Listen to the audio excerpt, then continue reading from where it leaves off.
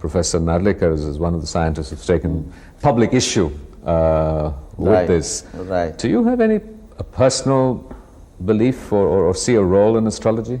You see, I am the product of a tradition, you should know. Generations, my own family in generations have been steeped in this kind of beliefs, and even if I had to get married, they have to check the horoscopes. So it is not something that is unusual in an Indian Hindu family. One should know that part of the ground rule. Sure. The second part of it, if you really look at it, most of the newspapers even carry the astrological prediction as one of the sections. Sure. And there are at least studies which are very clearly brought out.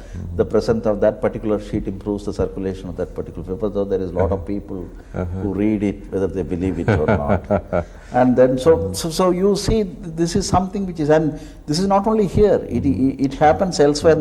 It is something which is related to the frailty of the human mind. You know, the human mind, it wants to read something, and if it is good, you believe. If it is not good, just leave it.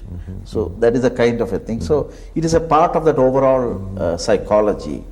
To how much extent these are important in the life of a human being, how much it can impact the life of the human being, is something there is nothing wrong in understanding it. If the current level of our thinking and sophistication of science leads us to a better understanding of how these kind of methods and methodologies can influence the overall human being's outlook. It is something, I may be talking too philosophical about it, but I think that is the root of the whole astrology. There is nothing wrong in learning it, nothing wrong in understanding its implication. And you know, in UK there is a department which formally teaches astrology, if it is towards a better understanding of the basis for this. And the basis, even if it is irrational from the modern scientific point of view, but there are many things which looks irrational in the modern scientific point of view.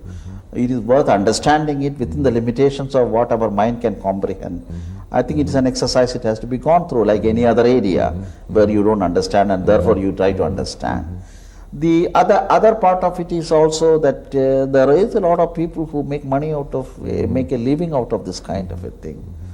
If they think that they can become professionally qualified and this is a clan which can commercially become an important element of an activity not only in our country, elsewhere, there is another way of looking at it. Maybe we'll start exporting IT, astrological professionals. I understand. There are Indians who look at the astrological aspects of it, and there are people who are willing to believe them. There is somebody whom I knew, who knew about the palmistry, and he said that he knows how to read the palm of the people, and the whole host of his colleagues in the foreign country apparently used to line up in front of his house to find out whether they can read their hands. So this is very interesting aspect of it. This is all related to how a human being looks at it.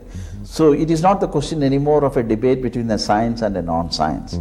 It is a question of a debate between what you want to really look at about things on which you don't understand, which is on the borderline of, I don't want to say between science and non-science. I don't know whether because there is a border between the two. But between things on which a human being would like to follow. And as I said, it is also in some sense related to my earlier statement of the concept of the God and an appellate authority. When